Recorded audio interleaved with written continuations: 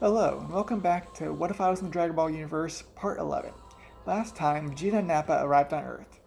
They were greeted by the Z Fighters, and while initially dismissive of the low-class Saiyans, Raditz showed off the full power of his base form, which is greater than Dodoria, the pink, spiky alien that is lieutenant to Frieza. Vegeta, of course, is curious, in fact, affronted by how powerful Raditz has become in such a short amount of time. It is Raisin that will end up explaining the answer. It's harder to protect something than destroy it. As Saiyans grow in response to the challenges they face, it shouldn't be a surprise that defending a planet would create a stronger Saiyan. Furthermore, he muses that Frieza conquered Vegeta, the planet, diplomatically instead of conquering it, because it would trying to fight it with his forces would lead to a war of attrition and eventually the birth of a Super Saiyan. Now, Toriyama kind of doesn't go into this, because we know with Beerus and all the other stuff that Frieza had different reasons for destroying the planet. But with what we know about the S cells being found more frequently in kind-hearted Saiyans, this is a false truth that Raisin is selling to Vegeta. And while not happy that he's found himself once again the weak member of the party, he has shown that able to do truces as he has done on planet Namek, which the Namek arc will simply not happen now, as a wish on the Namekian Dragon Balls to protect it from evil will prevent Frieza from finding it. And Guru will die of natural causes, giving the elder position to Muru, I believe his name was. And Frieza will be unable to find the planet, will instead be listening in on this conversation and make his way to Earth eventually. While talking to Vegeta, they introduce Gohan, Kakarot's son, showing that Saiyan and are biologically compatible with Earthlings, making Earth an acceptable base of operations for dealing with Frieza in the future. And they're also gonna give Vegeta a little bit of a carrot to come out with all the stick of, being superseded by all these other people that he thinks himself superior to. And that is his wish on the Dragon Balls, immortality. But it's a conditional immortality. He only is immortal while protecting those of protecting others. Thus similar to what Raisin said earlier. This way, Vegeta won't be able to use this wish to conquer in Frieza's place. He'll only be able to defend a world that he lives on, in this case, Earth. Now, after the wish is taken and Vegeta has decided is on board, him and Nappa are questions about Frieza's forces, especially the Ginyu Force, as they are the first target for Raisin's plan.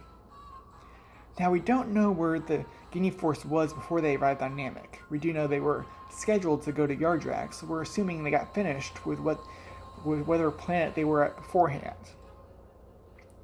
With Kinkai's help, the Ginyu Force will be located on the newly christened Frieza Planet 523. Yes, this is just complete fanfiction at that point. And the Z Fighters are transported with instant transmission to face them. This, with Krillin being the new guardian of Earth, he will remain on Earth, obviously. But Tien, Chaozu, Piccolo, Goku, Vegeta, Raditz, and Raisin, or at least one of his body doubles, will be going on to this new planet. Nappa is simply not strong enough to do anything. Yamcha, similar. Now we have Vegeta doing his usual boast to the Ginyu Force. In this case, talking about how he is now immortal, not giving them the details of what it's limited to, because why would he?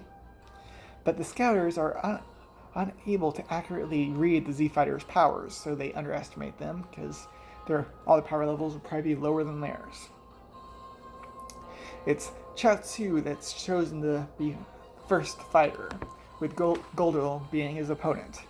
This, of course, with Raisin hoping that his Pokemon, yes, the Bridge series, can learn Goldo's time stop move, because frankly that's a really powerful move that a competent fighter would be very powerful with, and To my knowledge, that's what Hit does later on. Two psychic characters fight, with neither of them having an edge, with the time stop giving Golo almost unstoppable defense, but his attack force is minuscule compared to Chaozu, who with his own psychic abilities is able to counteract Goldo's attacks with telekinesis. Raccoon gets bored of just watching and attempts to join in the fight, finding Tien to be his opponent.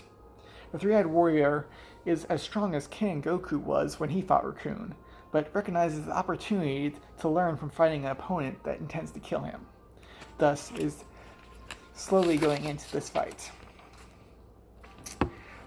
Bardock's two sons are paired off with Jace and Berter, with Goku covering for his weaker brother, who in his base form is only as strong as Vegeta was whenever the Ginyu Force arrived on Namek. Piccolo initially tends to fight the remaining Ginyu Force member, the Captain, but Vegeta demands the honor of taking down this person that he finds has been his oppressor.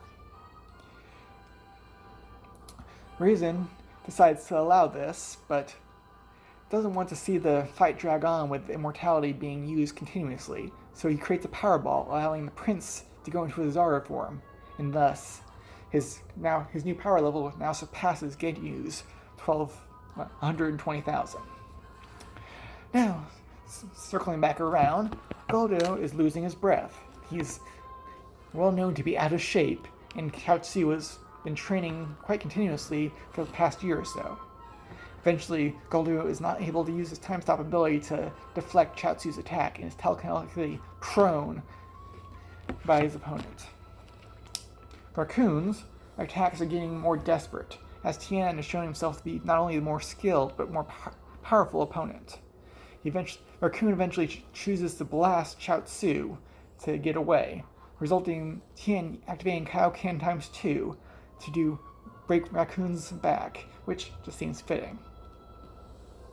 Unfortunately for Jace, Raditz also looks at the Power Ball and transforms into the Great Ape, with the Red Alien's attacks being ineffective during the transformation and afterwards. Goku defeats Burger during this time, and Jace surrenders, being completely outmatched by the giant monkey. Captain Ginyu is not out of the fight yet, using his signature attack, the body change, or swap beam, whatever you want to call it, to take Vegeta's monkey form. However, not used to the Ozaru transformation, he loses control, attacking the biggest opponent he sees, which is Raditz. However, because Ginyu is fanatically, loyal to his team, his men, it qualifies as protecting others and the immortality kicks in, and he recovers from Raditz's more powerful attacks. This beatings eventually leads to a Zenkai high enough for him to surpass Raditz, who instinctively finds himself on the back foot, going gold. Yes, he is going to be becoming a Golden Ozaru. However, the transformation, just like in GT, takes a while.